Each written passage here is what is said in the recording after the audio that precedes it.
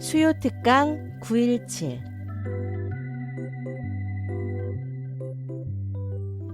여러분이 궁금한 우리가 듣고 싶은 이야기들을 만나는 시간 수요 특강 917입니다. 오늘은 5월 가정의 달 특집으로 책 반짝이는 임신기를 위한 슬기로운 남편 생활을 펴낸 김진태 전도사님의 이야기 함께합니다. 샬롬. 오늘도 이렇게 강의할 수 있게 되어서 감사하고 기쁩니다. 두 번째 특강 시간입니다. 지난 시간 저의 첫 공식 출간물인 망해서 다행이다 라는 내용을 통해서 메시지 전했습니다. 지난 시간 말미에 말씀드렸다시피 이 글은 하나님의 섭리에 근거하고 있습니다. 그리스도인들에게 가장 큰 기쁨이자 하나님의 영광은 바로 사망 권세를 이기신 예수님의 부활 사건입니다. 그런데 이 가장 큰 기쁨과 하나님의 영광인 부활이 있으려면 어떤 과정이 있어야 할까요? 바로 죽음의 단계가 필수적으로 있어야 합니다. 그러므로 죽음의 시간은 부활을 향한 시간이기도 합니다. 이 주님의 섭리를 믿으며 포기하지 않고 달리니까 더 이상 문제가 문제로 보이지 않고 소망으로 보이게 됩니다. 그리고 그 소망으로 살아내니까 환경과 상황 가운데에도 함께 하시는 하나님을 매일 만나며 살고 있습니다. 여러분들도 이 하나님의 약속을 믿고 늘 승리하시길 바랍니다. 저에게 그 승리의 열매 중 하나는 하나님께서 가정을 허락하신 것입니다. 이것이 바로 제 책의 제목인 반짝이는 임신기를 위한 슬기로운 남편 생활의 시작이기도 합니다. 지금까지 가정을 이루고 아기를 임신하고 출산하고 사랑으로 키워내는 일이 누구에게나 찾아오는 당연한 순리인 줄 알았습니다. 가정마다 다르겠지만 임신조차 마음대로 되는 것이 아니었습니다. 아마 생명에 대한 소중함을 깨닫게 해주시려는 하나님의 선하신 계획이었나 봅니다. 아기를 정말 오랜 시간 기다렸고 인내와 감내 끝에 결국 저희 가정에도 아기가 찾아왔습니다. 한 생명이 만들어지는 것은 당연한 일이 아니고 기적과 같은 일이었습니다. 이렇게 임신과 출산이 기적과 같은 일인데 정말 어마어마한 일인데 지금까지는 너무 당연하게 여겼던 거예요. 스스로를 정말 많이 돌아봤습니다. 임신을 겪기 전 수없이 지나쳐온 친구들과 지인들의 임신을 그저 당연한 순리로 여겨왔어요. 저희 누나들의 임신과 출산, 더 멀리 거슬러 올라가 제 출생까지도 그렇게 생각했습니다. 하지만 결코 당연한 게 아니었던 거죠. 이 대단한 길을 걸어간 가까운 사람들에게도 참 미안하고 내 가족과 저를 낳아주신 부모님께도 정말 죄송한 마음이 들었습니다.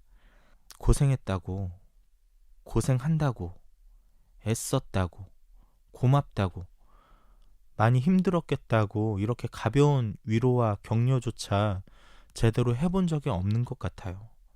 너무 당연하게 여겼으니까. 그런 부분들이 저 스스로에게 정말 많이 부끄러운 시간이었습니다. 제가 경험한 바 생명은 탄생 자체가 경이롭고 완전함의 증거였습니다.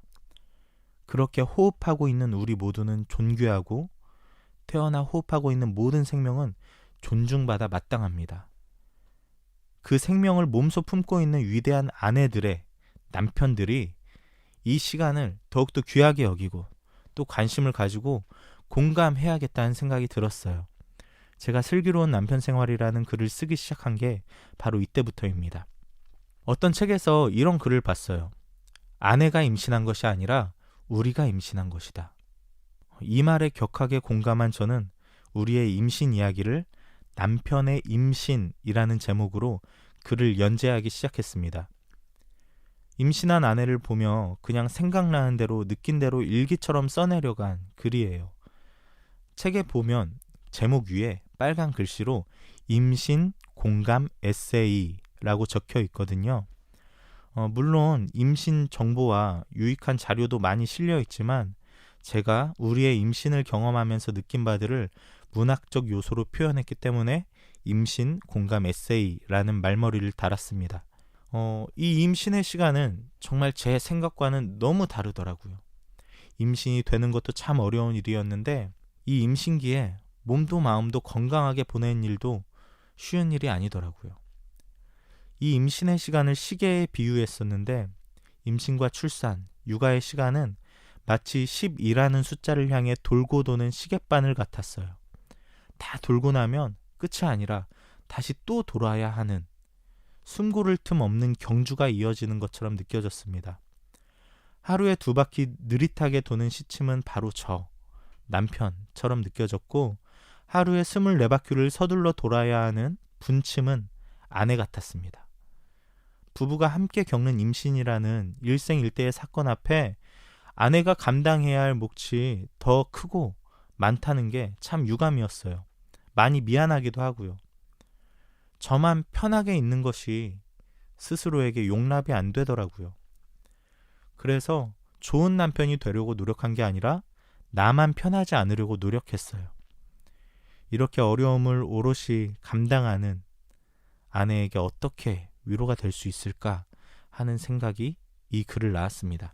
이 글이 어떻게 출간됐는지 말씀드리기에 앞서 공감하신 예수님의 이야기를 좀 드리길 원합니다. 제 책은 일반 분야 책이지만 예수님의 대상을 향한 공감과 관심 그리고 위로와 사랑의 모습을 기초로 썼습니다.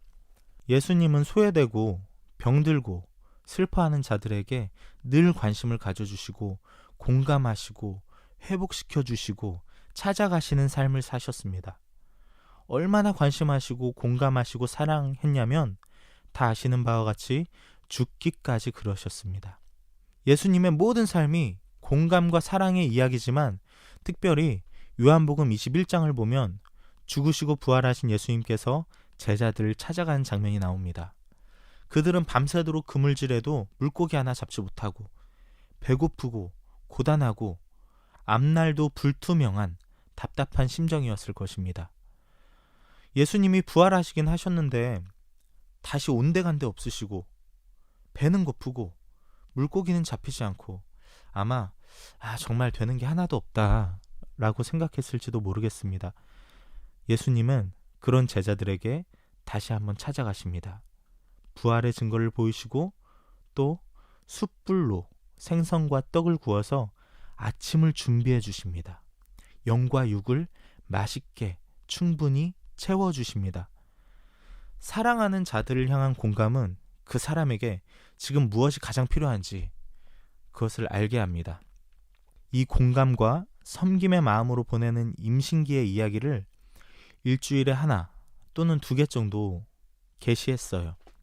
그런데 이 글의 반응이 예상외로 너무 좋은 거예요. 어떤 사람들은 출간을 해달라고 요청하기도 하고요. 조회수도 많게는 하루에 수천 개가 찍히기도 하고요. 포털 사이트 메인에 제 글이 오르는 일도 많았습니다. 사람들이 제 글을 인정해주고 공감해주는 것도 보람된 일이었지만 무엇보다도 제 아내가 이 글을 보는 게 좋다고 하더라고요. 마치 편지를 받는 기분이래요. 이 말은 제게 월급과 같았습니다. 월급 다 좋아하시잖아요. 월급은 한 달 내내 일한 것을 물질로 보상받는 거예요. 거꾸로 생각하면 월급을 받기 위해서 한 달 내내 일해요. 이것처럼 저도 마음을 담아서 글을 썼더니 아내의 기쁨이라는 월급 같은 보상이 주어졌고 가끔 아내를 위해서 일부러라도 글을 쓰게 되더라고요. 이 글을 이어나갈 가장 큰 원동력이 생긴 계기입니다. 또 이렇게 글을 써놓으면 그게 스스로와의 약속이 되는 것을 경험했어요. 임신이라는 게 10달이잖아요. 그러다 보니까 이 주차가 거듭될수록 임신에 대해 익숙해져요. 그럼 아내의 불편함도 제겐 무뎌지게 되더라고요. 아내는 하루가 멀다 하고 변하는 마음과 몸으로 전혀 익숙해질 수가 없는데 저만 익숙해질 위험성이 있는 거예요. 그런데 가끔이라도 이렇게 글을 쓰면 아내에 대해 한 번 더 생각하게 되고 또 그 다짐의 마음들을 글이라는 증거로 남겨놓게 되면 제가 그렇게 살려고 더 노력하게 돼요. 소원이라는 찬양 다들 아시죠? 그 가사에 이런 가사가 있어요. 내가 노래하듯이 또 내가 얘기하듯이 살기를 또 그렇게 죽기 원하네. 이 가사처럼 설교뿐 아니라 믿음의 고백뿐 아니라 가정을 향한 고백들도 뱉어내는 대로 지켜내야 할 착한 부담감이 생기는 거예요. 약간 불편할 수는 있지만 너무 좋은 장치였어요, 저한테. 그래서 저는 이 임신기에 남편들이 일주일에 한 번이라도, 두 번이라도 일기를 쓰거나 편지를 쓰는 것을 강력하게 추천드립니다. 저는 그냥 제 생각뿐 아니라 임신에 대해 공부한 정보들을 취합하고 정리해서 글을 썼었어요. 제 글을 보는 사람이 많아질수록 좀 더 유익했으면 했거든요. 또 누구도 자세히 알려주지 않았던 것들은 더 열심히 공부했어요. 임산부의 양수에는 어떤 생수가 좋을까? 어떤 방식의 정수기를 쓰면 좋을까? 임산부가 커피나 날 음식을 먹어도 되는지, 먹어도 된다면 얼만큼 어떻게 먹어야 되는지, 그리고 산전, 산후에 구체적으로 어떤 물건들이 필요한지 등등을 거의 논문 수준으로 정리해서 썼어요. 이렇게 전문적인 글까지 계속 쌓이니까 진짜 이게 책이 되면 너무 좋을 것 같았습니다. 그래서 출판사 몇 곳에 제 글을 출간 계획서와 함께 투고를 했어요. 그리고 투고를 한 다음 날 한 출판사에서 연락이 오게 됩니다. 그 다음 날 저를 찾아와서 계약서를 내밀더라고요. 저는 당연히 사기인 줄 알았습니다. 의심도 많이 했어요.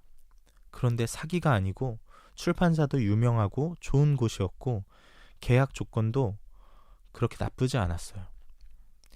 이렇게 출간이 정식으로 진행되기 시작했습니다.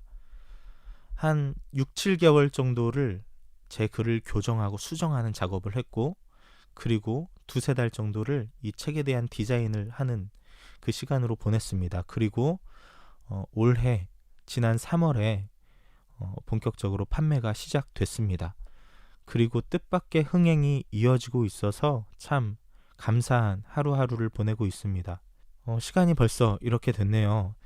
다음 특강 시간에 뜨거운 반응을 얻었던 제 책에 대한 더 자세한 이야기, 그리고 기독교 가정의 결혼과 임신, 출산에 대해서 또 나누면 좋겠습니다. 오늘도 주님 안에서 건강하시고 행복하세요.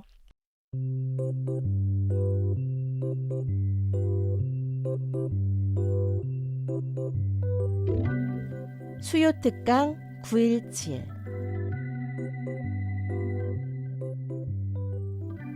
오늘은 5월 가정의 달 특집으로 책 반짝이는 임신기를 위한 슬기로운 남편 생활을 펴낸 김진태 전도사님의 이야기 함께했습니다. 특강 내용 다시 듣길 원하시는 분은 유튜브 오후에 만나 채널을 방문해 주시기 바랍니다.